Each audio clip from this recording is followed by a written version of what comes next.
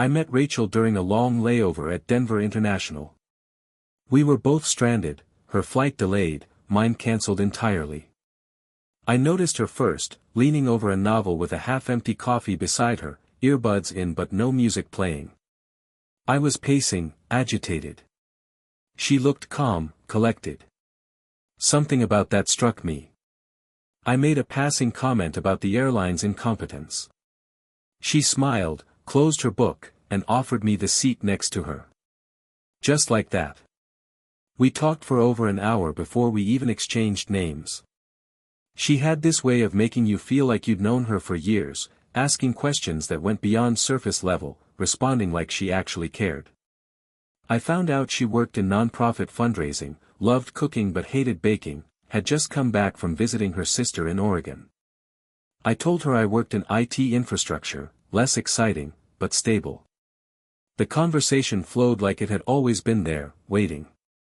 When the loudspeaker finally announced my rebooked flight, I didn't want to leave. I gave her my number, half expecting never to hear from her again. She texted me 2 hours later, "Hope your next flight comes with fewer delays. Coffee next time." That was the start. Our first real date was 2 weeks later at a small, dimly lit place downtown that served overpriced tapas and homemade sangria. We talked about everything: childhood, music, past mistakes, future hopes. She laughed easily, but never forced it. Her honesty wasn't harsh, just plain spoken. I liked that. Within 6 months, we moved in together. A modest apartment just outside the city, close to her office and only a 15-minute commute for me. We started small, building something quietly. Mismatched furniture, shared grocery lists, and Sunday mornings spent reading separate books with legs tangled under one blanket. There was no grand statement about it, it just worked. Rachel eventually transitioned from her nonprofit job into a consultancy role. She had a natural charisma that made her excellent at helping organizations rethink their fundraising strategies. My job at the firm grew too. I took on more responsibility, led a few projects, got promoted to senior systems architect. We weren't rich, but we were steady, and that felt even better.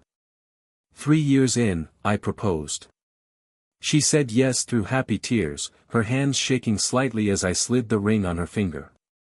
We kept the wedding small: close friends, family, a vineyard with lights strung across the courtyard like fireflies. Rachel wore a sleeveless ivory dress that I still remember in perfect detail.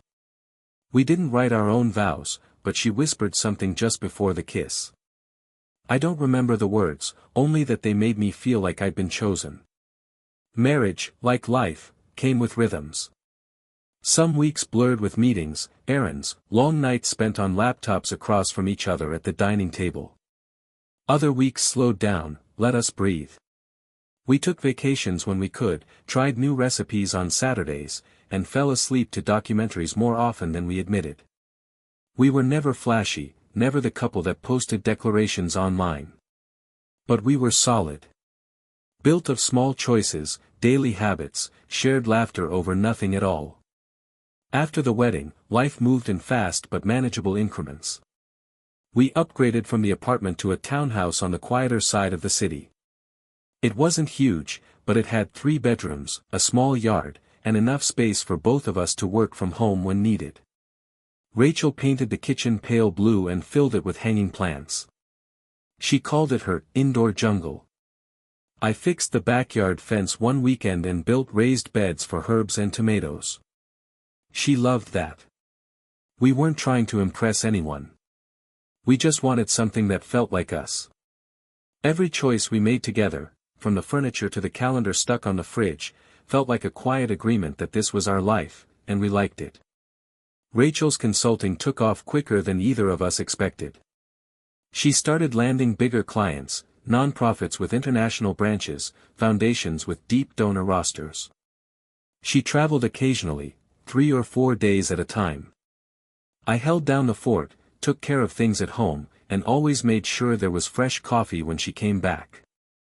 She was sharp when she returned from those trips, exhausted, sure, but glowing with the kind of fulfillment that comes from doing what you're good at and being recognized for it. My job kept me grounded. The hours were long sometimes, but I liked the challenge. I was managing a team by then, solving problems, delivering large-scale infrastructure overhauls for growing companies. I wasn't passionate the way Rachel was, but I was proud. I liked knowing that when I came home, I'd done something that mattered. We hosted a dinner party once every few months. Rachel had a talent for setting the scene, the playlist, the lighting, even the wine pairings. Our friends would sit around the table for hours, talking about everything and nothing. People always stayed too late. That's how you know it's good. Kids were something we talked about. Not constantly, but enough. We both wanted them, eventually. We weren't in a rush. We were enjoying the chapter we were in, traveling when we could, saving responsibly, building a strong foundation. Rachel said she wanted to wait until she could take a break from the constant client work without losing momentum. I understood. We had time. Sunday mornings were sacred. We had a tradition: pancakes, real maple syrup, a record playing in the background, usually something old and scratchy like Bill Withers or Fleetwood Mac. She'd wear one of my shirts, hair still a little messy, and we'd dance around the kitchen like we were in a scene from a movie we didn't want to end. We didn't post much online. Just a few photos here and there, anniversary dinners, vacation shots, her holding a wine glass by a vineyard sunset. But people knew us. They saw us at parties, weddings, reunions. We got comments like, "You two are the real thing." And we smiled, because it felt true. There was trust. There was rhythm. There was laughter. There were disagreements, of course. No one lives together for years without bumping into each other's sharp edges. But they were small things: timing, habits, missed cues. They passed quickly. We had ways of finding each other again. At that point, if someone had asked me what our future looked like, I would have said, more of this. Just more life, with her in it. Our third year of marriage was when things really started to take off. Rachel's name was being passed around in higher circles, philanthropic organizations, international nonprofits, even a few academic institutions looking for donor strategy consultants. She was speaking at conferences, writing guest columns, occasionally appearing on panel discussions for fundraising innovation. I remember the first time I saw her on a live stream wearing a sleek blazer, calmly fielding questions from three men who clearly weren't used to being outshined. She was brilliant, and everyone else was finally catching up. We celebrated her achievements quietly, the way we always had. A nice dinner at our favorite place downtown. A bottle of something bold and red on a Tuesday night just because. Sometimes I left notes for her on the fridge in the morning before heading to work. She'd reply by slipping one into my laptop bag or sticking it to the bathroom mirror. It was our rhythm, small gestures, consistent, never forced. I had stepped into a leadership role at my company too, overseeing a team of engineers on a series of long-term infrastructure builds. It was demanding, but satisfying. Rachel liked to tease me that I was slowly becoming the guy in the corner office, even if I still wore sneakers half the week.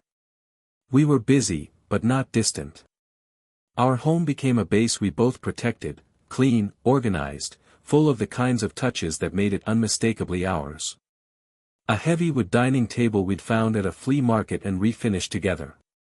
An espresso machine Rachel insisted on learning how to use properly, even if it meant watching barista tutorials at midnight. A wall of books, many of them hers, annotated in soft pencil, dog-eared and lived in. Travel remained part of our life. Some trips were for work. Rachel had clients on both coasts and sometimes overseas, but others were ours alone. We took a trip to Santorini for our anniversary and stayed in a cave hotel carved into the cliffside. Another time, we rented a cabin near the Rockies, cooked over fire, and hiked without reception for 2 full days. We collected experiences the way some couples collect souvenirs. We never needed a lot of stuff, just the right kind of time together. Our social life remained active. Friends, colleagues, even a few people from Rachel's consulting network became part of our regular rotation. We hosted long dinners, invited people who didn't yet know each other, and watched conversations spark and spiral over good wine. Rachel had a gift for that, curating moments, creating comfort without trying too hard. There was trust. A steady, mutual respect. We didn't overshare with the world.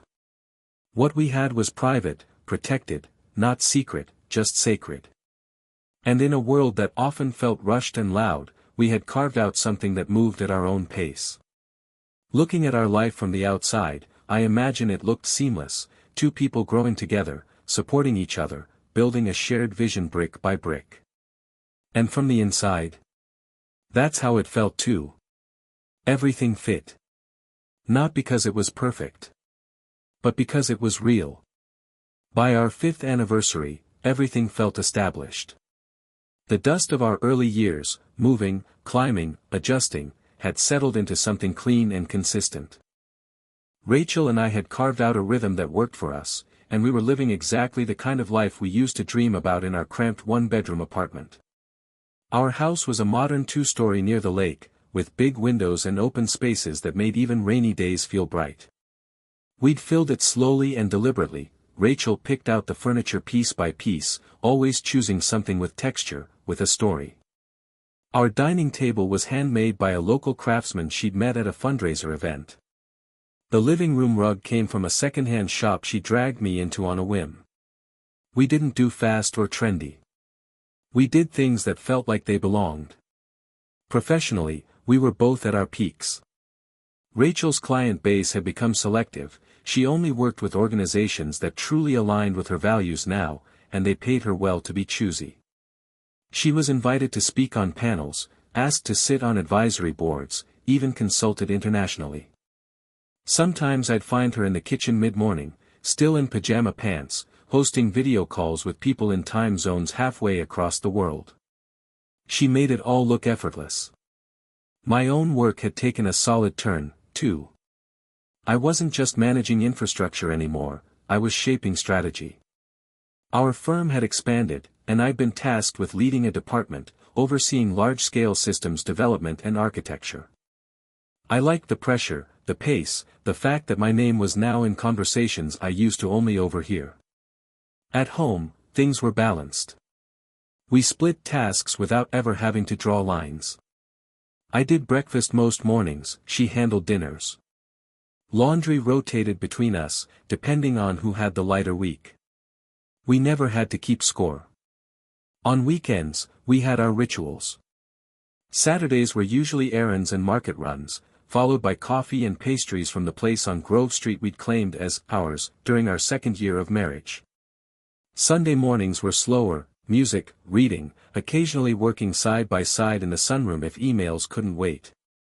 We still made time for intimacy, not just physically, but in all the ways that mattered. We had a thing where we'd randomly text each other during the day with something we appreciated. A small thing. A sentence. Once, I messaged her just, "You look beautiful when you're annoyed at spreadsheets." She sent back a photo of her expression in real time, flipping me off, smiling. That's what it was between us. Easy. Real. Durable. Our friends often pointed to us like we were an example. "You guys have it figured out," they'd say. And we'd laugh, not because they were wrong, but because there was no secret. We just cared. We listened. We prioritized each other without treating it like a chore. That year, we threw a joint party for both our birthdays. A low-key evening in our backyard with string lights overhead, soft music playing, and about 20 people we truly enjoyed being around. Rachel wore a linen dress I hadn't seen before, and I remember thinking that she looked like the exact moment between summer and fall. It was a beautiful night.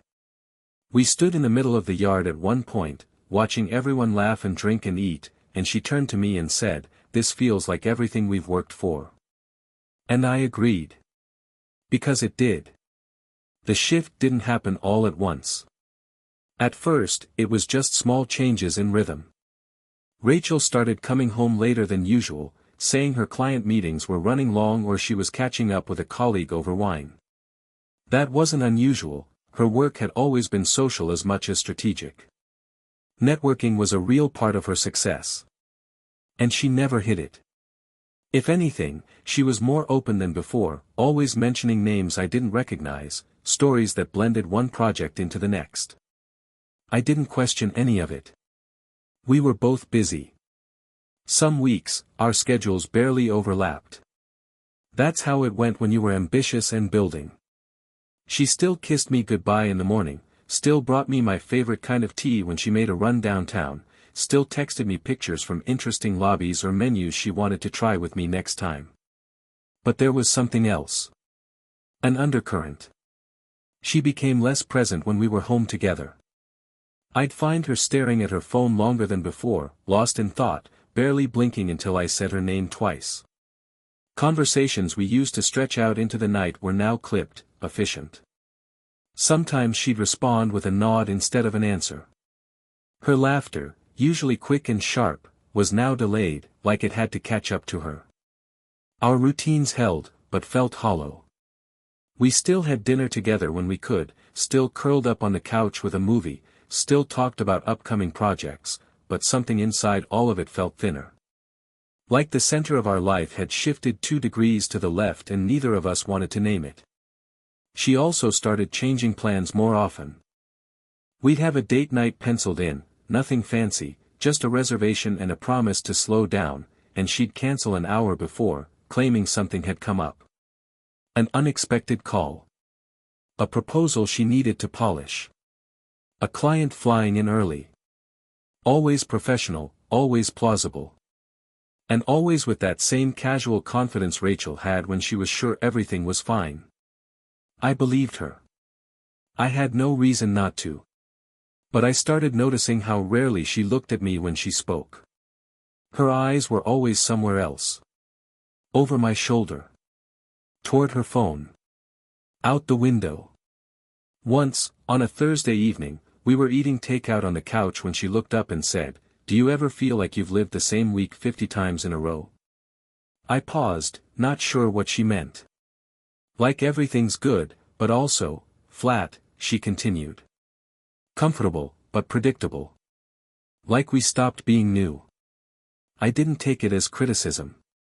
People talk like that sometimes when they were tired or stuck. I said something about how that's just the nature of life when things are stable, and she nodded, smiling faintly like she agreed. But she didn't say much else for the rest of the night. We still slept in the same bed, still said goodnight the same way. Nothing major had changed. Not in a way that could be pointed to, defined, or confronted. But I could feel it. A kind of space between us. Not cold, not hostile. Just present. Rachel still said, "Love you," before leaving the house each morning. I still believed it. Even if, for the first time in years, I had to listen closely for how it sounded. There was a Friday in late October when Rachel came home after midnight. She hadn't mentioned plans, no dinner with friends or late meetings. I was already in bed, half asleep, when I heard the front door open and her keys hit the tray by the entryway. I got up, bleary-eyed, and found her in the kitchen, barefoot, pouring herself a glass of water like she'd just returned from a walk instead of disappearing for hours. "Hey," I said, trying to keep my voice light. "Didn't know you'd be out this late." She looked up like she'd forgotten I lived there. "Oh, yeah. Sorry," she said, brushing hair off her face. "I had drinks with a few people from the Anderson project. Just, lost track of time." I nodded slowly. "Everything okay?" "Yeah," she said quickly. "Just tired." She didn't offer more, and I didn't push. But things like that started to happen more often. Not dramatic absences, just gaps. Things she didn't tell me. Details missing from stories she used to tell in full. People she referenced without names. Even her schedule, once so neatly managed, began to shift in strange ways, blocked off hours in her shared calendar with vague labels like off-site review or client drop-in. One night, We were watching something forgettable on Netflix. I made a joke, something she would have laughed at 6 months ago, but she didn't even look up. Just scrolled through her phone, thumb moving rhythmically, a slight crease in her brow. I let it go, told myself it was stress. Maybe a new client. Maybe hormones. Maybe a phase. The next morning, she was in the kitchen before me, dressed earlier than usual. She had made coffee but only for herself. "You heading out?" I asked. "Yeah," she said, not looking up from her mug. "Meeting someone for breakfast." I paused. "Someone?" She blinked. "A client. Small foundation, trying to restructure. Nothing major." She was already grabbing her coat by the time she said it. There was no kiss goodbye. She started changing how she dressed, too. Subtle at first, different jewelry, new colors. Then more bold, necklines she hadn't worn in years, heels she'd sworn off for comfort. When I asked about it, she waved it off with a smile. "Just mixing things up. I'm tired of feeling like I wear the same 10 outfits." I didn't argue. She had always cared about style. It wasn't strange. Just sudden. She also stopped talking about the future. No more casual mentions of trips we might take.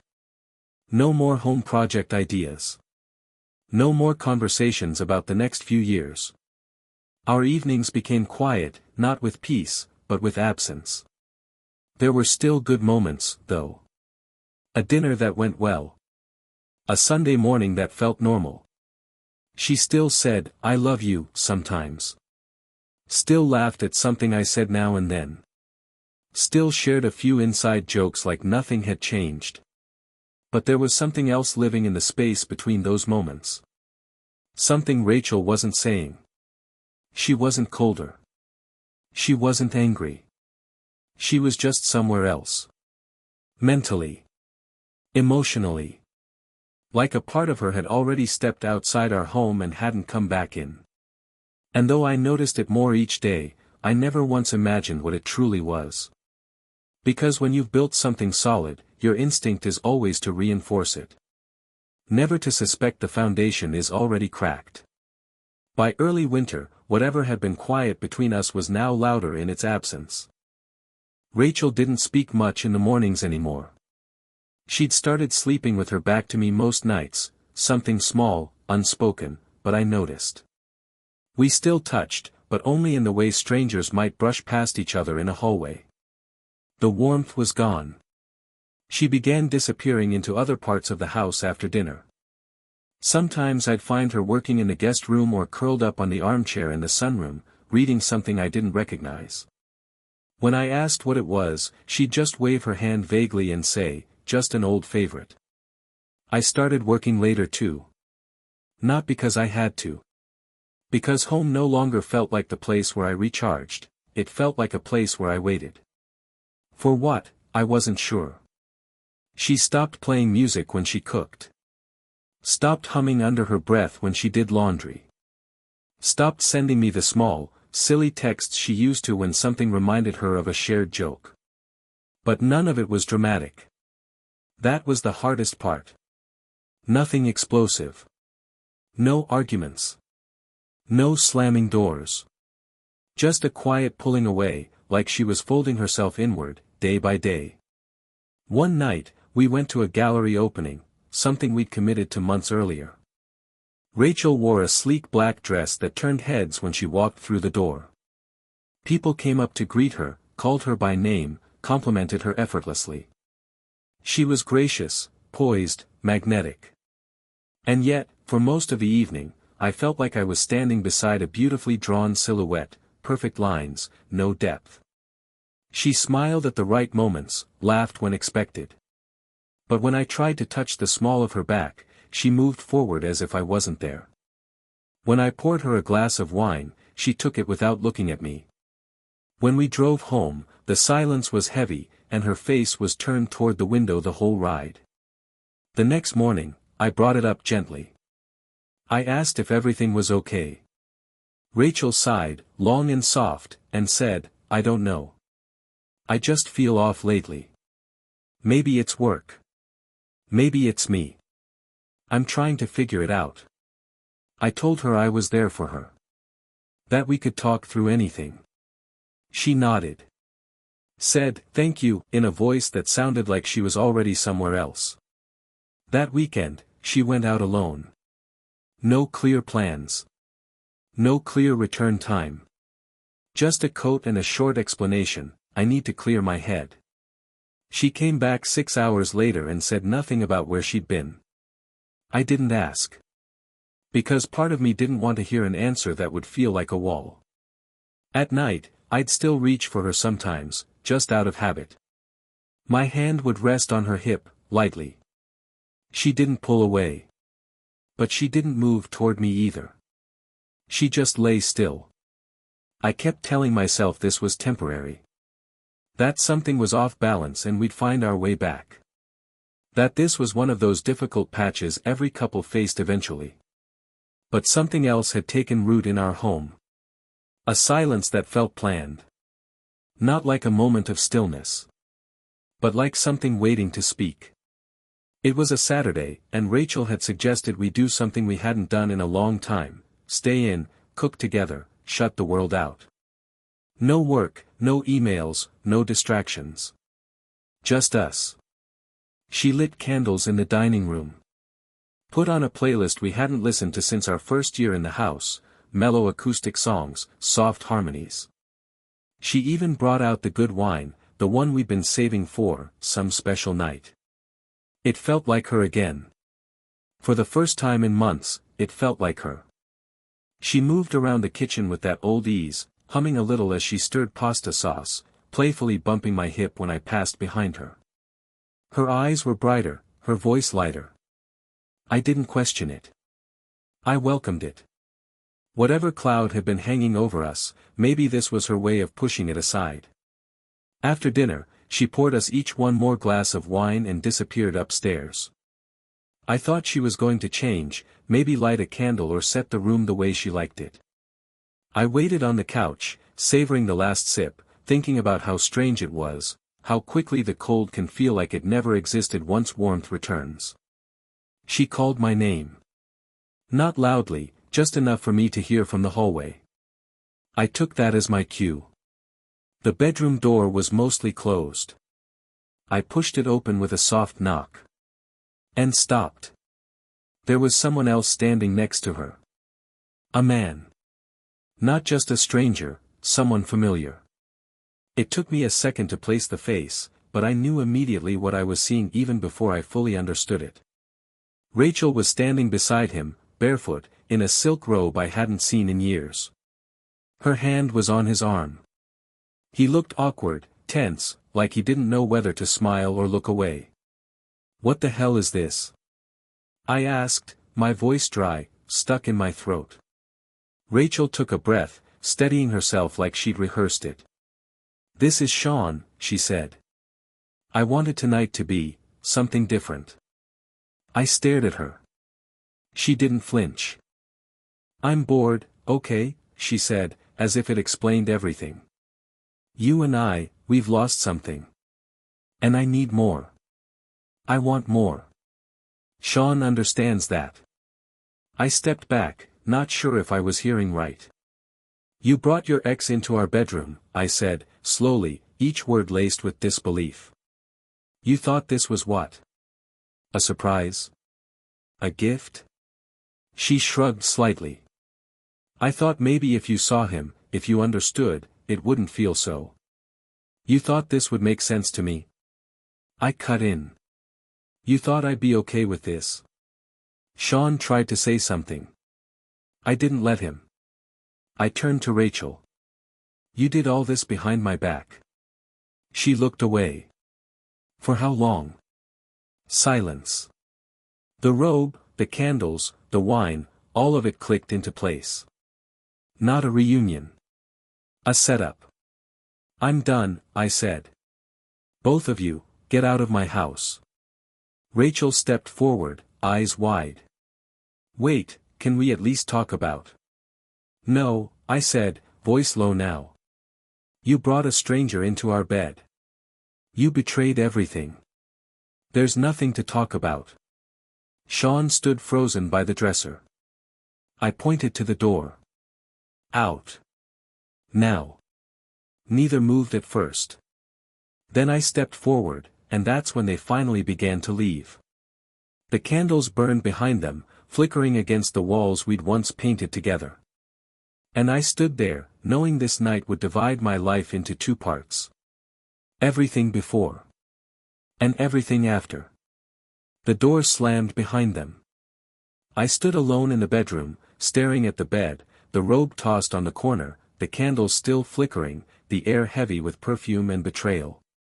My heart wasn't broken. It was burning. I'd never felt anything like it. Not grief. Not even shock.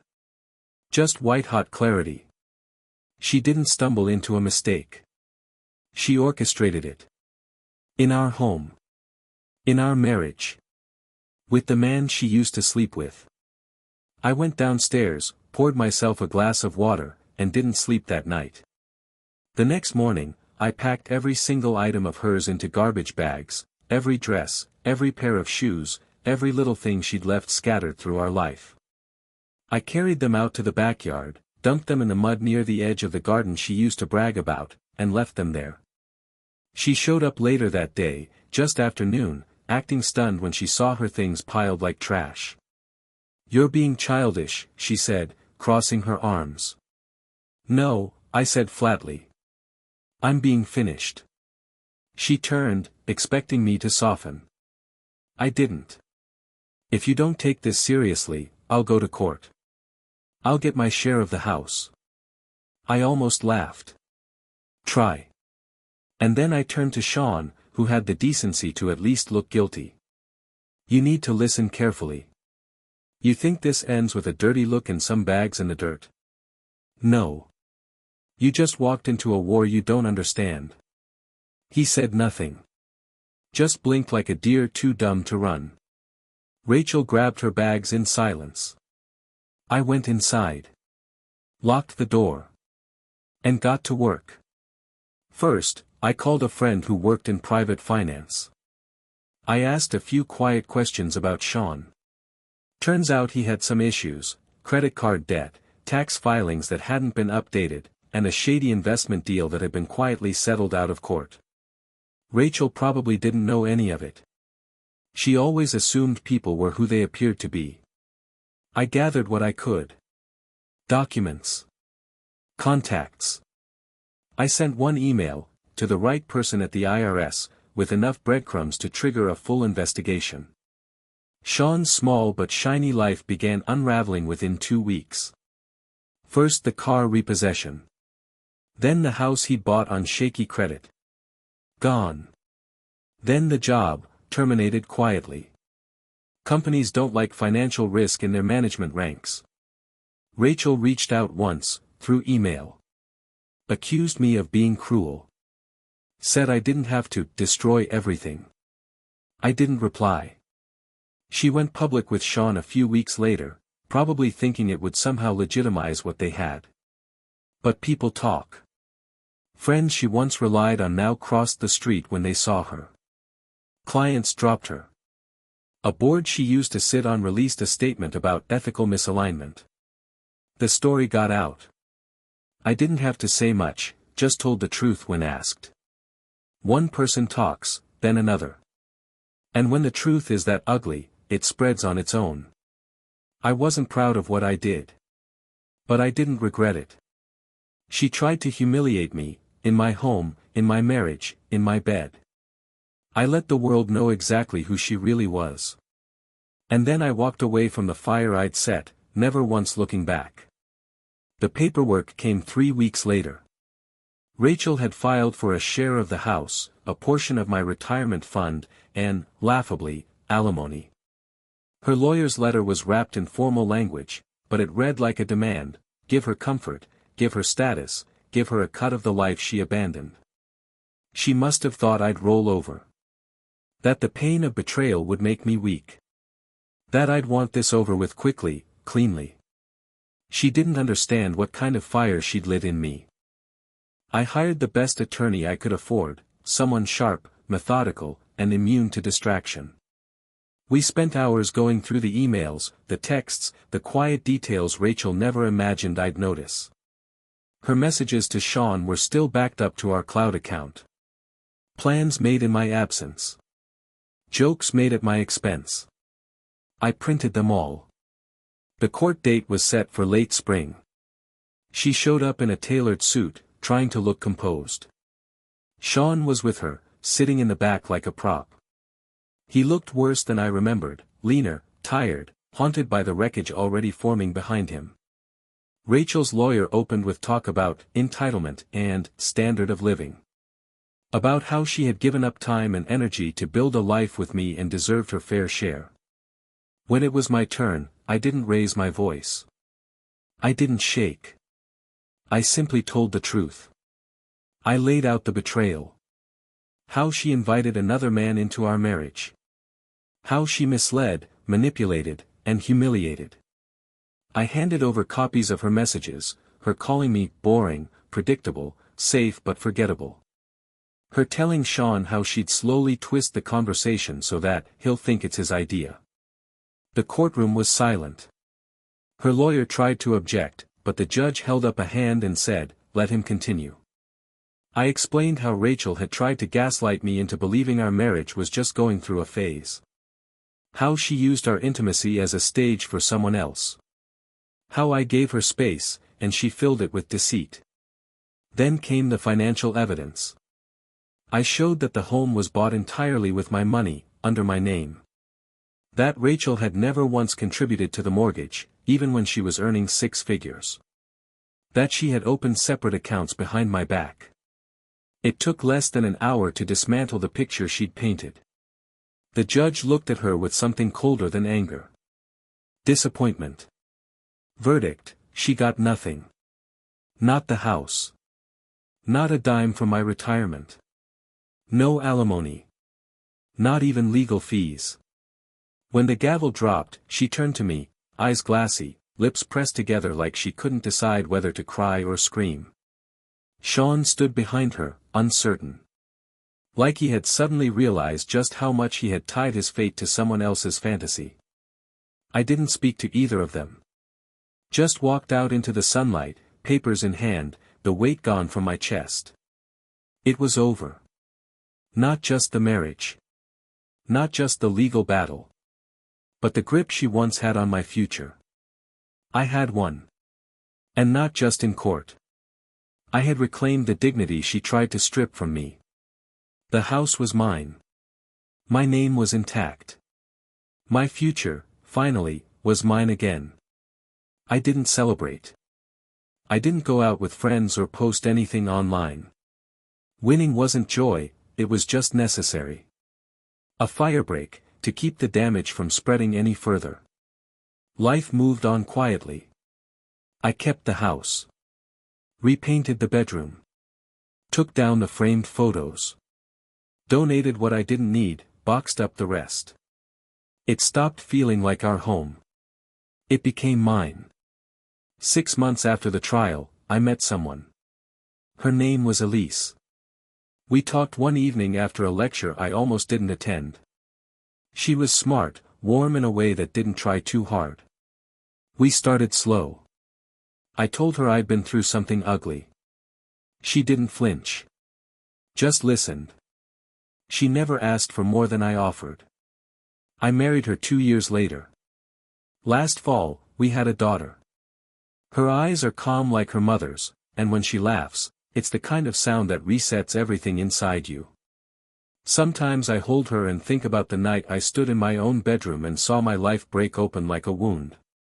And then I think about now, about peace, about second chances. As for Rachel, I heard things. That Sean left her within months of the trial. That he took what little she had and moved on, fast and unapologetic. She tried freelancing but her name had lost its weight. No one returned her calls. The non-profit world is small. So is memory, when your betrayal makes the rounds. She rents a small apartment now, somewhere outside the city. A friend saw her working part-time at a boutique, folding scarves behind the register. I never reached out. Never responded to the few emails she sent after everything fell apart. She once wrote, "Do you ever miss what we had?" I didn't reply. What we had wasn't real anymore. It was a photograph, still, beautiful, and long dead. Some people build lives just to burn them down. I rebuilt mine, brick by brick. And this time, it stands.